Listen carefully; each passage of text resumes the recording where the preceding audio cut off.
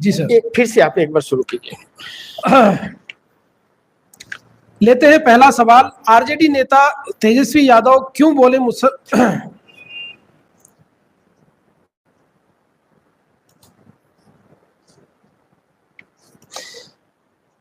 हेमंत सोरेन फिर होंगे झारखंड के सीएम, सीट बंटवारे पर सहमति बन गई है, आरजेडी के तेजस्वी यादव का बयान।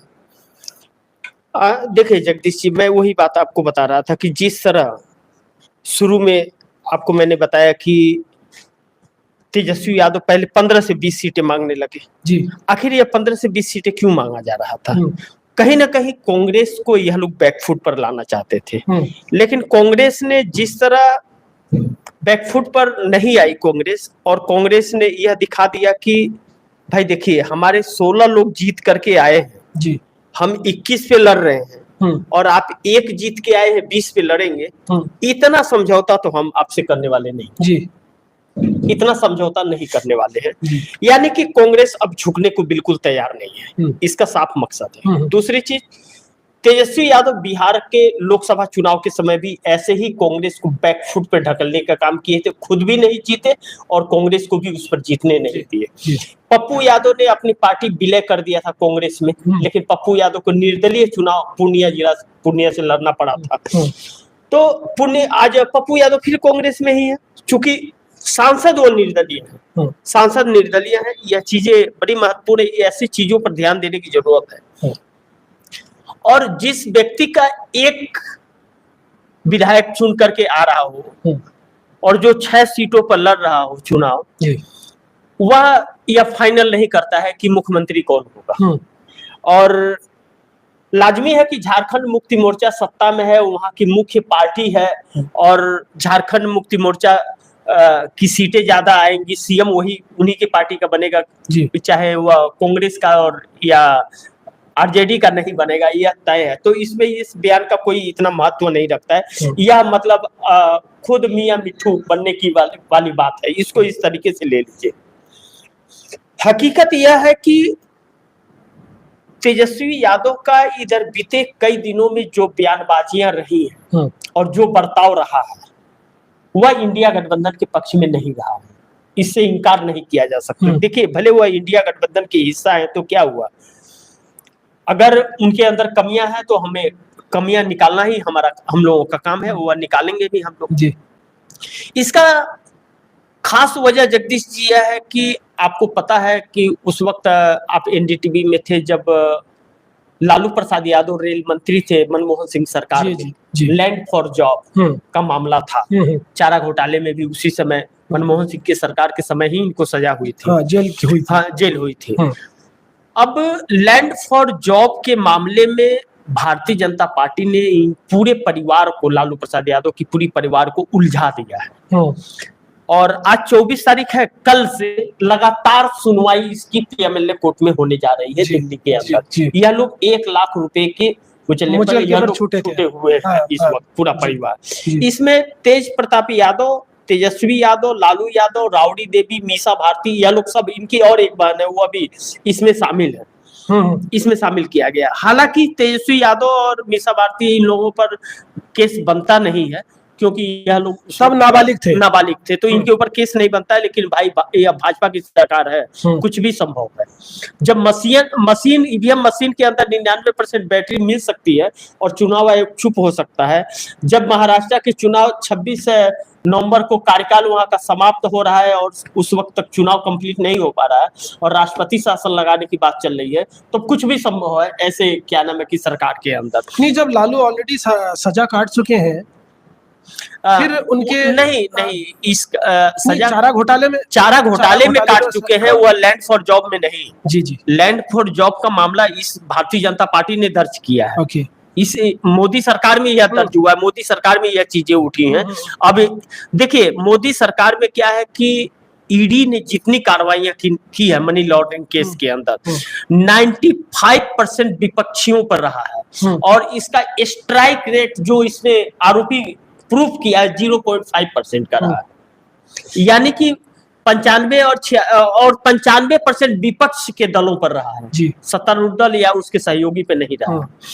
तो भारतीय जनता पार्टी का या वर्चस्व की किसी को भी बदनाम कर दो। अब देखिए आप इसे देख लीजिए, संजय जोशी को देख लीजिए, गुजरात में वह कार्यरत थे और गुजरात में नरेंद्र मोदी और संजय जोशी मिलकर के ही कांग्रेस की सत्ता को हटा करके सत्ता में आई थी भारतीय जनता पार्टी, और या मुख्यमंत्री बने थे नरेंद्र मोदी। उस वक्त देख लीजिए जब उनका कद बढ़ने लगा, वह पूरे देश के स्तर के नेता थे, रणनीति भी अच्छी मानी जाती थी, भले आरएसएस की ही थे वो, लेकिन उनको साइड एक सीडी से साइड कर दिया गया, उनके खिलाफ सीडी तैयार कर दिया गया। वह बेकसूर थे, लेकिन उनको अपने आप को बेकसूर साबित करते करते बरसों लग गए, उतने में उनकी राजनीति समाप्त हो गई।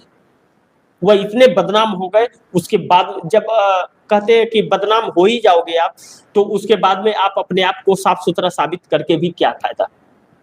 उनका राजनीतिक कैरियर, उनका पूरा कैरियर, राजनीतिक कैरियर ही नहीं, उनको चेहरा दिखाने लायक नहीं छोड़ा गया। जब अपने ही पार्टी के लोग अपने लोगों को ही ऐसा कर सकते हैं, तो वह दूसरों के साथ, लाल कृष्ण आडवाणी गुरु माने जाते थे नरेंद्र मोदी के, उनको 2 कौड़ी का यह व्यक्ति बना करके रख दिया, किनारे कर दिया, उनके पूरे कैरियर को दाग कर दिया, बर्बाद कर दिया, उनके सपने को तोड़ दिया।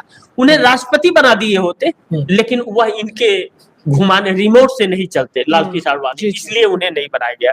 इनको द्रौपदी मुर्मू जैसे लोग चाहिए, इनको क्या नाम है कि मोहन यादव जैसे लोग चाहिए जो इनके रिमोट से चले। हाँ, इनके रिमोट से चले, इनके लिखे हुए खत को पढ़े, इन्हीं के पास अपॉइंटमेंट हो या लेटर भेजे, उसी से मिलना है, नहीं तो नहीं मिलना, मतलब जो ये कहे वही करे।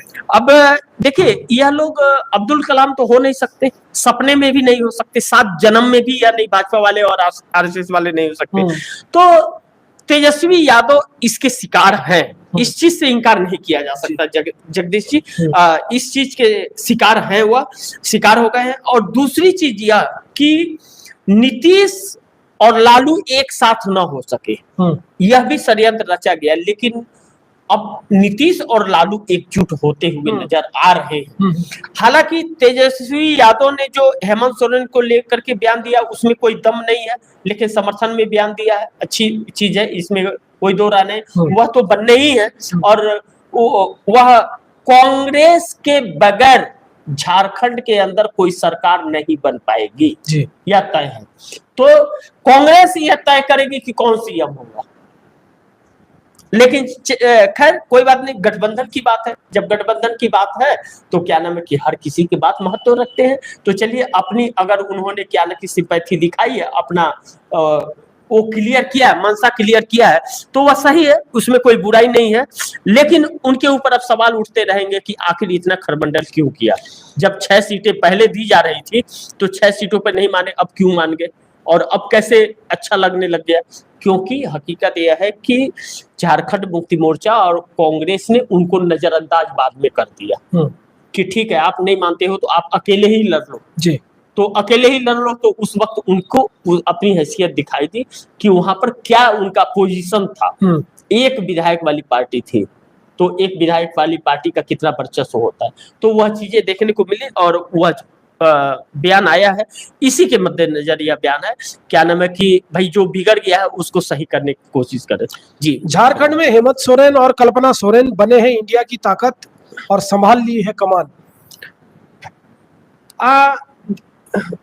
फिर से बताइए जगदीश। झारखंड में हेमंत सोरेन और कल्पना सोरेन बने हैं इंडिया की ताकत, हाँ जगदीश, और संभाल ली है कमान। मैं बता रहा हूँ, कल प्रियंका गांधी जब वो अपना पर्चा दाखिला करने गई थी वायनाड में, यह कहा जा रहा है कि हेमंत सोरेन और कल्पना सोरेन को इंडिया गठबंधन झारखंड का सभी 81 सीटों का कमान सौंपा गया जी, कि कौन आता है नहीं आता है, आपको 81 सीटों को हैंडल करना है, और आपके कहे अनुसार ही वह प्रत्याशी चलेंगे। कांग्रेस के भी, कांग्रेस की प्रत्याशी भी उनके कहे अनुसार चलेंगे। प्रियंका गांधी और राहुल गांधी नजर आएंगे झारखंड के अंदर। अब प्रियंका गांधी और राहुल गांधी दोनों निकल पड़े। अब देखिए, दोनों का सामना भारतीय जनता पार्टी को करना पड़ेगा, महाराष्ट्र में भी, झारखंड में भी। और आप आकलन कीजिए जगदीश जी, एक आकलन यह कीजिए कि जब प्रियंका और कल्पना सोरेन और प्रियंका की जोड़ी जब झारखंड में उतरेगी तो मतलब क्या धमाल मचाएगी। दोनों एक स्टार ऐसे जिसका सामना नरेंद्र मोदी नहीं कर पा रहे। जी जी। कल्पना सोरेन का भी तोड़ नहीं निकाल पाए आज तक, और प्रियंका गांधी का भी तोड़ आज तक नहीं निकाल पाए ये लोग। और यह लोग एकदम साफ है, कोई एफआईआर इन लोगों के ऊपर नहीं है, और यह लोग कोई मंत्री नहीं रहे हैं आज तक।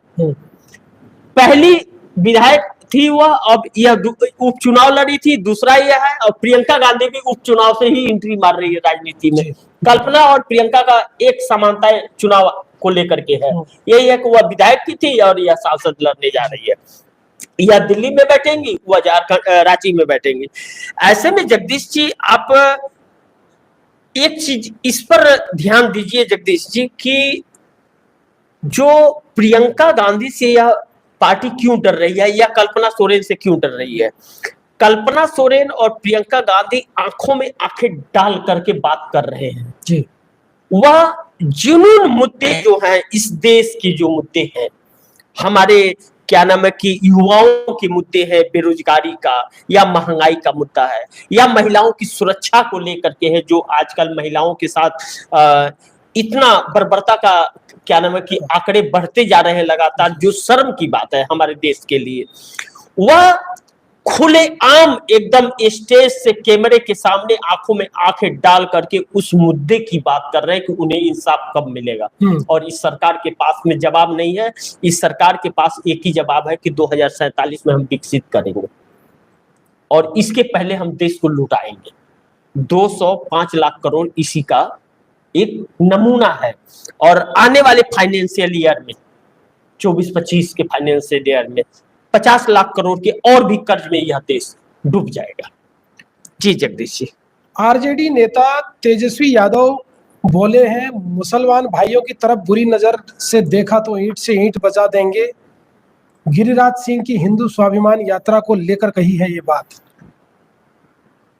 जगदीश जी मैं बोलूं इसके पहले बिस्टो फिंडरनेट है या क्या नाम है कि हम लोग के सारे चैनल देखते हैं, लिख रहे हैं सर मैं आपके सारे चैनल देखता हूँ। बहुत बहुत धन्यवाद सर आपको और टीएफडी इंडियन नेटवर्क की पूरी टीम की तरफ से आप जैसे दर्शकों का बहुत स्वागत है। और हम लोग बहुत आपका शुक्रिया अदा करेंगे कि आप जैसे लोग देखते हैं, जो क्या नाम है कि सच्चाई आप लोग भी पहुंचाते हैं और लोगों तक। हम लोग तो सिर्फ एक माध्यम है कि खबरें ला करके आप तक पहुंचाते हैं, लेकिन पूरे देश में फैलाने वाले खबरों को आप ही जैसे लोग हैं, जिसके लिए हम लोग जितना शुक्रिया अदा आपकी करें उतने ही कम है। जगदीश जी आप फिर से एक बार बोलिए। गिरिराज सिंह की जो स्वाभिमान यात्रा जगदीश सर लेकर, तो अब ये यादव ने कहा है कि तेजस्वी यादव ने कहा है मुसलमान भाइयों की तरफ बुरी नजर डाली तो ईंट से ईंट बजा देंगे। जगदीश जी इसमें सब बहुत अहम चीज ये देखिए ना, इतना लेट क्यों बयान आ रहा है? क्यों इतना लेट बयान आ रहा है? उस दिन क्यों नहीं आया जब हिंदू स्वाभिमान यात्रा निकालने की बात हो गई थी? यह नहीं कि मैं हिंदुओं का विरोध कर रहा हूँ, तो हम लोग तो एक ब्राह्मण परिवार से आते हैं और अच्छी तरह हर चीजों को समझते हैं। हमारे पुरखों ने या पूर्वजों ने यह तो नहीं सिखाया कि किसी को दुश्मन समझ लो, हर कोई अपना कमा खा रहा है। हकीकत यह है कि भारतीय जनता पार्टी अपनी नाकामियों को छिपाने के लिए यह सारी चीज कर रही है, भ्रम पैदा करने के लिए। देखिए आपको मैं जगदीश से बताऊं कि बहराइच का जो मामला हुआ, बहराइच को लेकर के मैंने आपको यह कहा था कि देखिएगा यह तो अभी एक फोटो खींचा गया है, ट्रेलर तो इससे भी भयावह होगा। गिरिराज सिंह ने बिहार में वह आगाज किया है।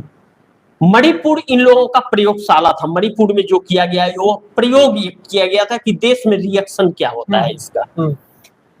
उत्तर प्रदेश में इसलिए किया गया कि बहराइच में क्योंकि 25 करोड़ के आबादी वाला है और हिंदू मुस्लिम की संख्या वहां पर ज्यादा है। अब बिहार में किया जा रहा है कि बिहार को रण बनाया जाए। बिहार में बहराइच करने का प्रयास है यह यात्रा। जब नीतीश कुमार ने एतराज जताया तो भारतीय जनता पार्टी ने प्रेस कॉन्फ्रेंस किया कि गिरिराज सिंह की यात्रा से भारतीय जनता पार्टी का कोई लेना देना नहीं है, वह उनका पर्सनल यात्रा हो सकता है। लेकिन क्या सरकार ऐसे यात्राओं के लिए इजाजत दे रही है? या जानबूझ करके सांप्रदायिकता कराना चाह रही है? यात्रा निकालना किसी समुदाय के लिए बुरी चीज नहीं है, चाहे हिंदू हो, मुस्लिम हो, सिख हो, ईसाई हो, हर किसी की यात्रा निकलनी चाहिए। हर कोई अपने अपने क्या नाम है कि संस्कृति को क्या नाम है कि वो प्रेजेंट करता है।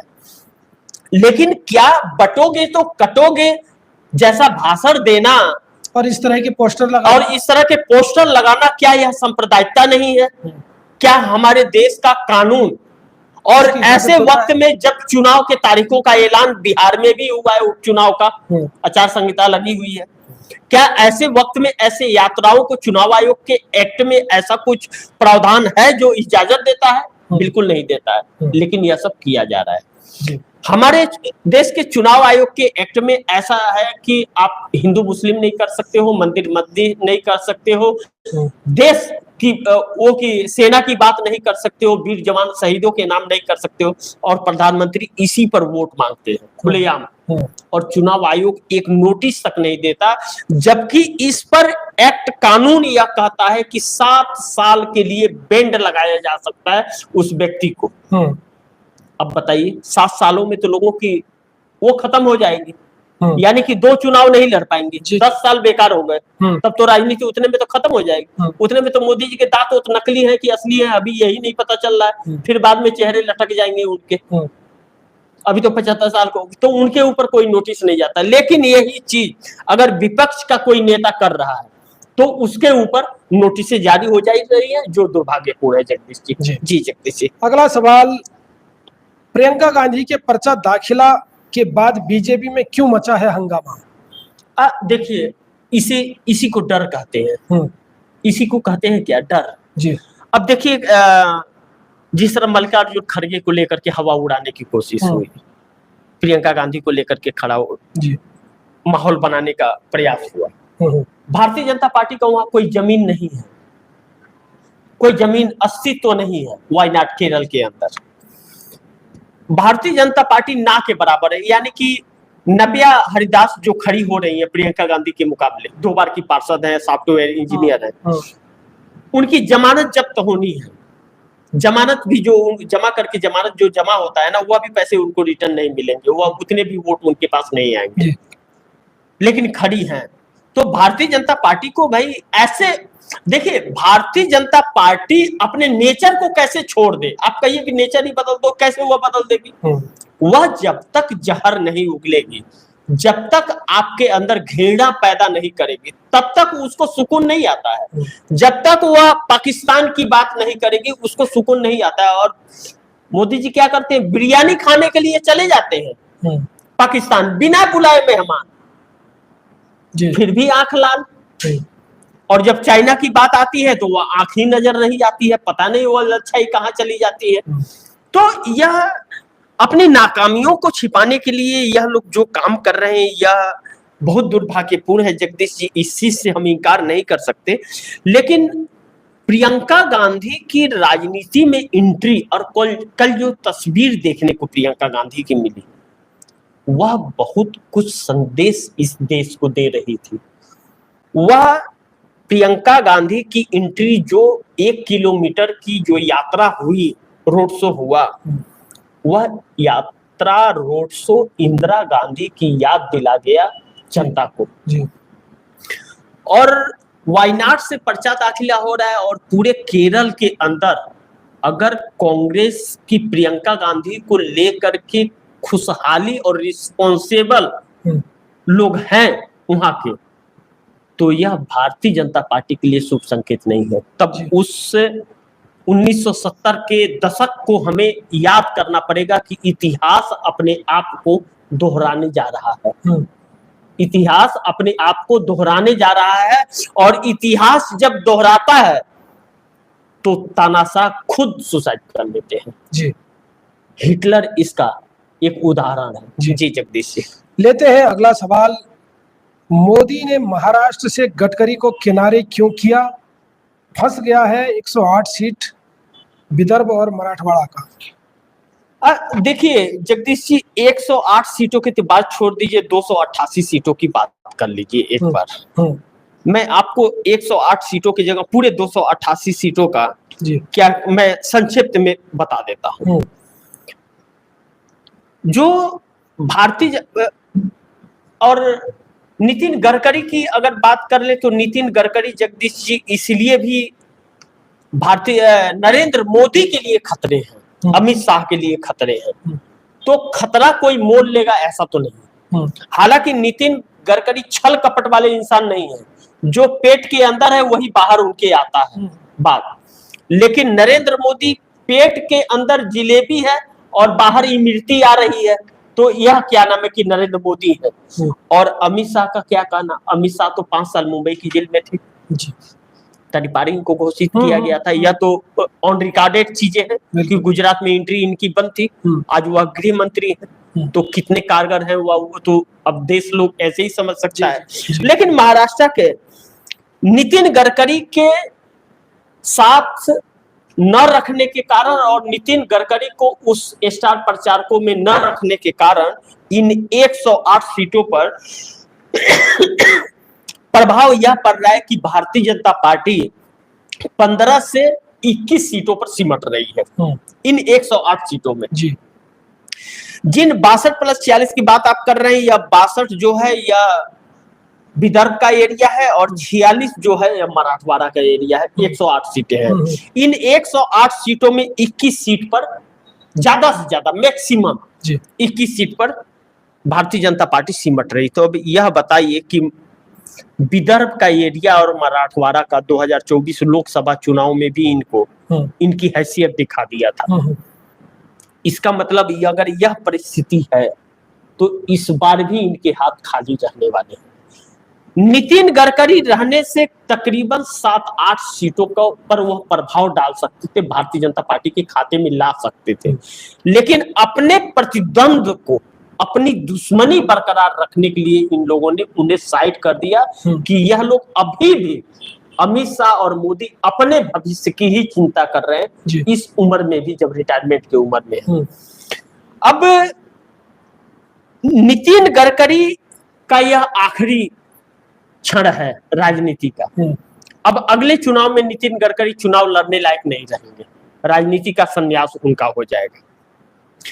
ऐसे में दूसरी पीढ़ी भारतीय जनता पार्टी की कोई तैयार नहीं है। जो तैयार है वह अपने नाम पर एक वोट नहीं ला सकती है, एक वोट अपने नाम पर नहीं पा सकती है। 10 सालों से भारतीय जनता पार्टी नरेंद्र मोदी के चेहरे पर निर्भर हो गई। यही वजह रहा कि 2024 में जादू नहीं चला तो कोई भी चुन करके नहीं आ पाया, और बगैर चुनाव आयोग के सहयोग का 240 भी नहीं आए होते। यह लोग 150-160 सीटों पर सिमट जाते। हकीकत यह था। और हरियाणा एक उदाहरण है और वह जांच का विषय है, उस पर अभी चर्चा करना सही नहीं होगा, क्योंकि वहां 20 सीटों पर रिकाउंटिंग की मांग है और चुनाव आयोग भाग रहा है, कर नहीं रहा है, और यह करेंगे भी नहीं। इनके मतलब जो चीजें हैं वह साफ दिख रही है, तो इनके ऊपर चर्चा करके कोई मतलब नहीं। अब तो जो करना है वह देश की जनता को करना है। लेकिन महाराष्ट्र में कुछ होता हुआ नजर भी आ रहा है। महाराष्ट्र में यह नजर आ रहा है कि महाराष्ट्र की जनता किसी की सरकार बनाने और किसी को सत्ता से उजाड़ने की काम कर रही है इस बार। तो वह देखना बहुत दिलचस्प होगा। लेकिन नितिन गडकरी की कीमत भारतीय जनता पार्टी को महाराष्ट्र में चुकानी पड़ेगी, इससे इनकार नहीं किया जा सकता। जी जगदीश। अगला सवाल, मोदी अगर महाराष्ट्र हारे तो क्या राष्ट्रपति शासन लगाकर करेंगे खेला? तो इसी के लिए तो उसका चुनाव लेट कराया गया ना महाराष्ट्र का। यह प्लान बी है भारतीय जनता पार्टी का, यह प्लान बी है जगदीश जी। इसमें आप 2 चीजें आप ध्यान दीजिए कि चुनाव आयोग को जब यह पता था कि 26 नवंबर को कार्यकाल वहां का समाप्त हो रहा है, तो उससे कम से कम 1 महीना या 15 दिन 20 दिन पहले कराना चाहिए था। क्योंकि आज आप सर्टिफिकेट दोगे, कल ही कोई शपथ ले लेगा, ऐसा तो नहीं हो सकता। कभी भी आज तक कहीं भी नहीं हुआ है कि अब 23 तारीख को परिणाम आएंगे। 288 सीट, जब 90 सीटों के परिणाम के हरियाणा को रात को 8 बजा दिया परिणाम आते आते चुनाव आयोग ने, तो 288 सीटों पर नहीं पूरी रात लगा देगा, इसकी क्या गारंटी है? और ऐसे वक्त में जब बीजेपी हारने लगती है तो उसका सर्वर स्लो हो जाता है चुनाव आयोग का। तो इसके लिए तो फिर अब जब अबेर सबेर आएगा 23 तारीख को, 24 तारीख को सर्टिफिकेट देगा, वह भी देगा कि नहीं देगा इसकी गारंटी नहीं है, 25 को भी दे सकता है और 26 को ही कार्यकाल समाप्त हो जाएगा। जब तक सर्टिफिकेट नहीं मिलेगा आपको और विधायक दल की बैठक नहीं होगी, राज्यपाल के पास कैसे जाएंगे कि भाई हमको शपथ लेना है, यह हमारा समर्थन है जी। हाँ, तो भारतीय जनता पार्टी ने यह कर लिया है कि अगर भाजपा की गठबंधन की सत्ता नहीं आई तो राष्ट्रपति शासन लग जाए। राष्ट्रपति शासन लगने का मतलब होगा 6 महीने का समय भाजपा को मिल जाएगा कि फिर अगर जिसको तोड़ना फोड़ना है तोड़ फोड़ करके और अपनी सरकार बना लो। जिस दिन भाजपा सरकार बनाने लायक हो जाएगी, राष्ट्रपति शासन उसी दिन समाप्त हो जाएगा, और नहीं हुई तो 6 महीना खींचेंगे। नहीं, अगर इंडिया गठबंधन जीत गया तो फिर क्या तोड़ फोड़ करेंगे? देखिए, राष्ट्रपति शासन लग जाने के बाद में 6 महीने का समय होता है, उससे पहले कुछ नहीं कर सकते। उसके पहले कुछ नहीं कर सकते। आप अगर अपना सब कुछ ले जाकर के वहां दोगे भी राज्यपाल को, तो वह राष्ट्रपति को भेजेगा। अब राष्ट्रपति के ऊपर है कि वह कब वापस ले, 6 महीने का समय उसके पास रहेगा जी। जैसे आप विधानसभा भंग कर देते हो तो चुनाव आयोग के पास 6 महीने का समय रहता है, 6 महीने के अंदर कभी भी कराए, आखिरी दिन में वह वोटिंग कराए, वह 6 महीने के अंदर कराना है। तो जब भाजपा की सरकार ही नहीं बनेगी तो यह इतनी जल्दबाजी क्यों दिखाएंगे? तो 6 महीना राष्ट्रपति शासन रहेगा तो कम से कम भाजपा के कब्जे में तो रहेगा महाराष्ट्र, और सरकार बन जाएगी तो भाजपा के हाथ से कब्जा निकल जाएगा। तो इसके लिए यह प्लान भी किया गया, बहुत सोच समझ करके। यह बहुत दुर्भाग्यपूर्ण है जगदीश जी, इस पर सोच विचार करना भी बहुत जरूरी है, क्योंकि यह महाराष्ट्र की जनता के साथ छल है। और ऐसे चुनाव आयोग को तो क्या नाम की जेल में डालना चाहिए। ऐसे चुनाव आयुक्त को जो अपनी पीठ अपने थपथपाता है और बेतुकी बातें करता है। 26 तारीख को आपका कार्यकाल वो समाप्त हो रहा है वहां का, और करा रहा है जो कि हरियाणा के साथ महाराष्ट्र का चुनाव होना चाहिए था। Rajiv Kumar chief election commission, जो इस देश पर कलंक का एक धब्बा है, ऐसा व्यक्ति जो किसी लायक, चपरासी बनने लायक जो व्यक्ति नहीं है, वह व्यक्ति चपरासी बनने लायक नहीं है और वह चुनाव आयुक्त बन करके बैठा हुआ है। सोचिए, उसके दिमाग की दाग दीजिए कि 26 तारीख को कार्यकाल समाप्त हो रहा है और भारतीय जनता पार्टी के लिए हुआ लाडली बहना का किस्त पहुंच जाए, इसके लिए चुनाव टाल दिया उस व्यक्ति ने। इसका गुनाहगार कौन होगा अगर राष्ट्रपति शासन लगता है तो बताइए। और यह व्यक्ति देखिएगा 24 तारीख को भी सर्टिफिकेट किसी को नहीं देगा, ये 25 को देगा, ताकि किसी भी कीमत पर राष्ट्रपति शासन का रास्ता खोल जाए। तो यह प्री प्लान है जगदीश जी, इसको हम हल्के में नहीं ले सकते, नजरअंदाज नहीं कर सकते।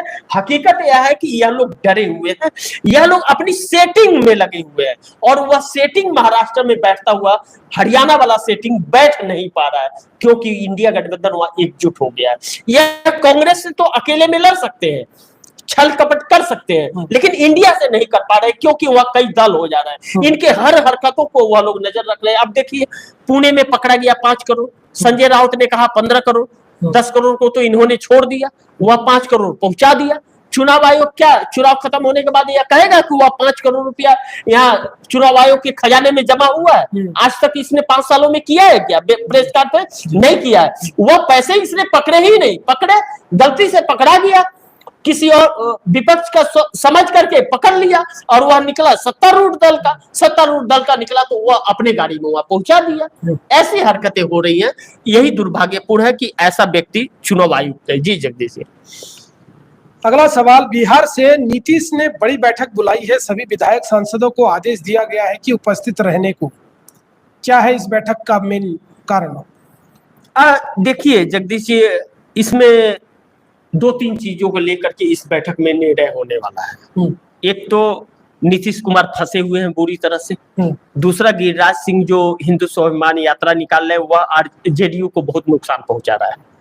लालू प्रसाद यादव से भी सुनने में आ रही कि बातें चर्चा चल रही है, लेकिन एक बहुत बड़ी खबर इसमें यह है कि इस बैठक में मीडिया को एंट्री नहीं है, और इस बैठक का कारण भी नहीं बताया गया कि यह बैठक किस लिए किया है। यानी ये गुप्त बैठक हो रही है। गुप्त बैठक हो रही है। अमूमन आज तक जो भी बैठकें होती थी तो मीडिया को बताया जाता था कि यह किस लिए, कुछ भी बहाना करके कर देते थे लोग, भले एंट्री न करें, लेकिन यह आधिकारिक तौर पे कह देते थे कि पार्टी की समीक्षा के लिए बैठक हो रही है या पार्टी के आगे बढ़ाने के लिए बैठक हो रही है, कुछ भी कह देते थे लोग। लेकिन इस बैठक के बारे में कुछ नहीं कहा गया है और मीडिया को एंट्री भी बंद कर दी गई है। जी। ऐसे में 2-3 चीजें, संभावनाएं हैं जो वह निकल करके आ रही है।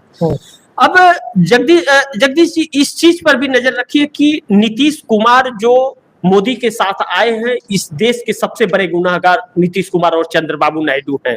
इस चीज से हम इनकार नहीं कर सकते। दूसरी चीज की नीतीश कुमार जिस चक्रव्यूह में फांसना चाहते थे, इनको खुद ही फंस गए हैं। ईडी, सीबीआई, एनआईए का जो जांच, लेकिन नीतीश कुमार का दिमाग तब सबका, जब मनोरमा देवी जो एमएलसी थी जेडीयू की, उनके यहाँ एनआईए का जब छापा पड़ा, तब वह सटक गए कि वह या तो हमको घेरने का कार्य कर रहे हैं। उनके एक एक मजबूत कैंडिडेट को वह घेर करके हमें ही तोड़ने का प्रयास कर रहे हैं। अब इस हथकंडे से उन्हें निकलना है अगर, तो यह बैठक जरूरी है। इस बैठक में 2-3 चीज प्रूव होने वाली है। एक, लल्लन सिंह जो सबसे विश्वसनीय थे नीतीश कुमार का, वह नरेंद्र मोदी के विश्वसनीय हो गए हैं और उन्होंने पार्टी तोड़ने की भी कोशिश की थी। इसीलिए जेडीयू ने, नीतीश कुमार ने 185 लोगों की कार्यकारिणी बिहार में पूरी भंग कर दी और लल्लन सिंह को हर पदों से हटा दिया गया। लल्लन सिंह इस वक्त सिर्फ एक सांसद और एक मछली पालने वाले मंत्री हैं, बस, और कुछ भी नहीं है। अब लल्लन सिंह नीतीश कुमार की बैठक में नहीं आए। इस बैठक में आदेश दिया गया है कि कोई भी विधायक और कोई भी सांसद या गैरहाजिर नहीं रहेगा, हर किसी की उपस्थिति यहाँ जरूरी है। अब देखना है कि इसमें कौन आता है कौन नहीं आता है। जो नहीं आएगा वह माना जाएगा कि उस पार्टी से निकाला जाएगा और उसमें एक बहुत बड़ा निर्णय होगा कि 2025 के अंदर विधानसभा चुनाव जो होना है, भारतीय जनता पार्टी चिराग मॉडल यूज नहीं करेगी हमें कमजोर करने के लिए। इसकी क्या गारंटी है? क्योंकि वह कहती कुछ और करती कुछ और है। गिरिराज सिंह को उधर भेज रही है हिंदू स्वाभिमान यात्रा पर। हकीकत यह है जगदीश जी की भारतीय जनता पार्टी गिरिराज सिंह को प्रोजेक्ट कर रही है। वह सीएम फेस बना करके उनको उतारेगी और नीतीश कुमार को समाप्त करेगी। इसलिए गिरिराज सिंह को, और गिरिराज सिंह ऐसे जहर उगलने के लिए जाने जाते हैं। एक वो पात्रा है, संबित पात्रा और एक गिरिराज सिंह है, दोनों एक ही छठी के हैं। एक ही दिन इन लोगों के छठी पूजाई थी। तो क्या नाम है कि ऐसे लोग हैं कि एक गोबर की बात करता है और एक दूसरे की बात करता है। यह सब चीजें जो है जगदीश जी ना, यह इस देश की दुर्भाग्य है कि ऐसे नेता इस देश में है और ऐसे लोगों को देश की जनता। एक आरजेडी नेता ने ये भी कहा है कि अगर इतने हिंदूवादी हैं गिरिराज, तो किसी दलित के घर में जाके खाना खा के दिखाए, दम है तो। देखिए जगदीश जी, ये बातें सही है, लेकिन बात यह नहीं है कि दलित के घर में खाना खा करके दिखाए। बात इस देश में दिक्कत यह है कि क्या अग्निवीर स्कीम सही है, इस देश के युवाओं के हित में है?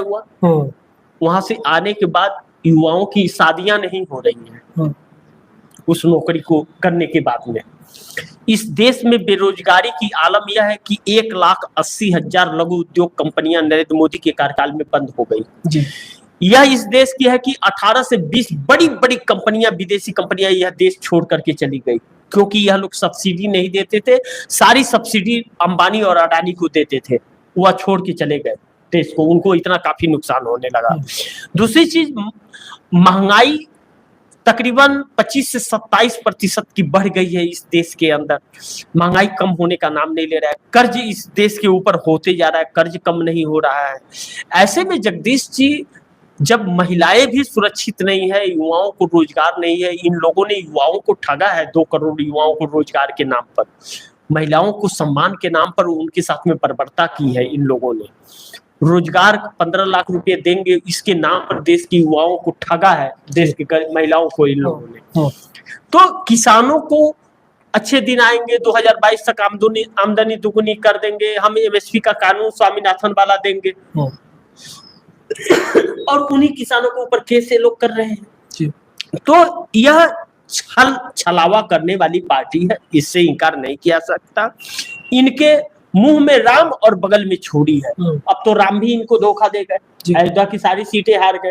अब देखिए 9 विधानसभा सीटों पर उपचुनाव हुआ होना है उत्तर प्रदेश के अंदर। अभी तक, कल आखिरी नामांकन का तारीख कल आखिरी है, अभी तक उनकी लिस्ट जारी नहीं हुई है 9 लोगों को। गोदी मीडिया क्या कहता था कि नरेंद्र मोदी यह चुनाव जीत गए तो अगले 5 साल की तैयारी कर रहे हैं। कहाँ है वह तैयारी? 9 सीटों के दिखाने के लिए 9 क्रम इनके बीत रहे हैं, अभी तक लिस्ट जारी नहीं कर पाए।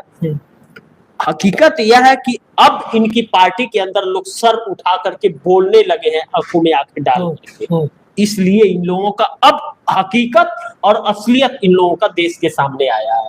जी जगदीश जी। अगला सवाल झारखंड से है। सीएम हेमंत सोरेन ने कहा है कि अगले 5 साल मामा चाचा काका को नहीं घुसने देंगे झारखंड में। यह जानते हैं जगदीश जी, ये शिवराज मामा की बात तो नहीं कर रहे हैं? शिवराज सिंह चौहान है। हाँ। और हेमंत बिस्वा शर्मा है।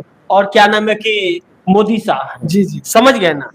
तो यह लोग असल में इन लोगों का जादू चल नहीं रहा है। हेमंत सोरेन से ज्यादा असरदार कल्पना सोरेन हो रही है, और अब तो प्रियंका गांधी और कल्पना सोरेन को एक साथ आप देखेंगे झारखंड के अंदर। क्या इस बार गठबंधन, इनको लग रहा है कि इनके बयानों से लग रहा है कि गठबंधन पूरी तरह जीत रहा है झारखंड में? जीत ही नहीं रहा है, इनको तोड़ भी रहा है। देखिए आप 6 विधायकों का जो मैं आ चुके हैं। हाँ, मैंने जो खबर चलाई थी 6 विधायकों की जगदीश जी, यह खबर थी, मैंने यह 22 तारीख को यह खबर मैंने रात को 8 बजे के प्रोग्राम में अपने चलाया था। मैंने कहा था कि लुइस मरांडी, लक्ष्मण कुणाल, चुन्ना सिंह, गणेश महालो, समीर महंतो, यह लोगों ने एक साथ छोड़ दिया था पार्टी। और इनकी पार्टी के एक जिसको इन लोगों ने टिकट नहीं दिया तो उसने क्या नाम है कि पार्टी से इस्तीफा दे दिया था।